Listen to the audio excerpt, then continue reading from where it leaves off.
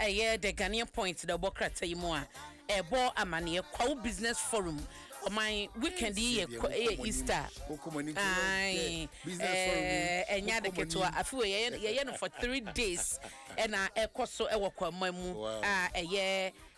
empriso and adwumadie no ekoso na wo sha omampani John Dramani Mahama eba chief of staff Julius Debra eba and Yera Alexa Powder Day or executive chairman Emma KGL group intatitri eba wo sha business gurus awodo no so bebre no ebeba abamu empenyefo bebre na so eba ya eba be hwe business for ya kwanya kesom dia to wonom ebo ase de be ya oman no ebenya businessmen akuku dampa banks awodo no nyina so beba bi nti se wo ye obi a wo entrepreneur na so wo bibi abetumi abepeche wo bibi abepa wontuma spare parts for ba omomboto nton cars chese enya de ketwa 3 days na business forum ya fi we kwa business forum no womode nti no ya hoboa na so bibi afabra be showcase fa be kire wiase fa be kire amasan kwanya wenum no oman ya na entai ensi nti eno ho asam eda ha na wo share the news center emunso a edrom kasia ewo mrase bedwafie omanu se na wotwetwa mu no edrom kuma no ede enkrata ye susue bi koto hon ma na nkomo hye so mo te bedwako no mo nya hyehyemu $740 million na gold board ka wo mo abo man no ya eho sem ba ye no ano last year mo no na ka ya bedwako no nya hyehyemu edrom kasia ahwegana fo nyina nim abo atogu se wo mo de wo mo mfoa so wo mo anyintum eno na ye the news center abo ho amane wo ha wo mu se bibia ni ho no ma e wo so bia ko hyehyem to mo se bibia ni wo so bibia nti no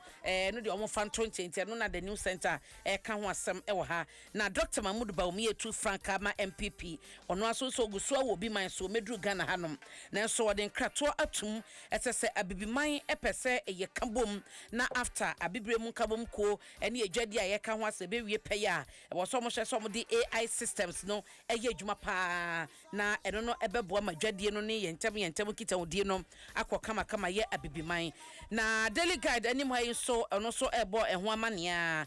na Yera Kwame Gavins agboja ono na yeso afọhye akwantempon so ye ne wode contractor no so sika 73 billion Ghana cedis oman ode ama contractor so mo maye adwuma ai no eye so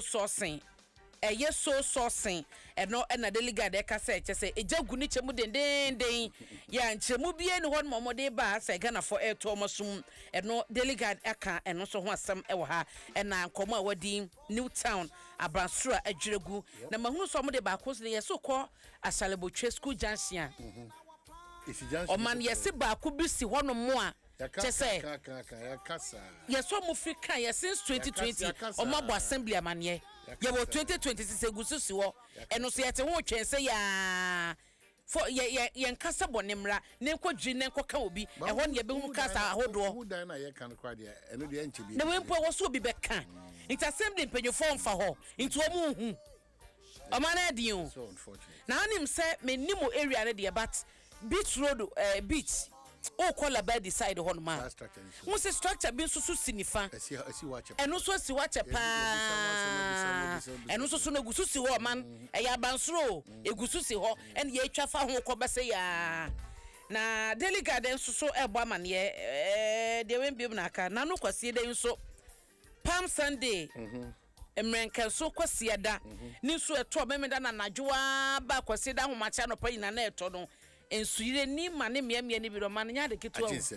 ye hutu ensuo yira fa nkrofo won krai ha nkrofo ma japade ene omo adwadifo omo nyema ensuo de kode bebre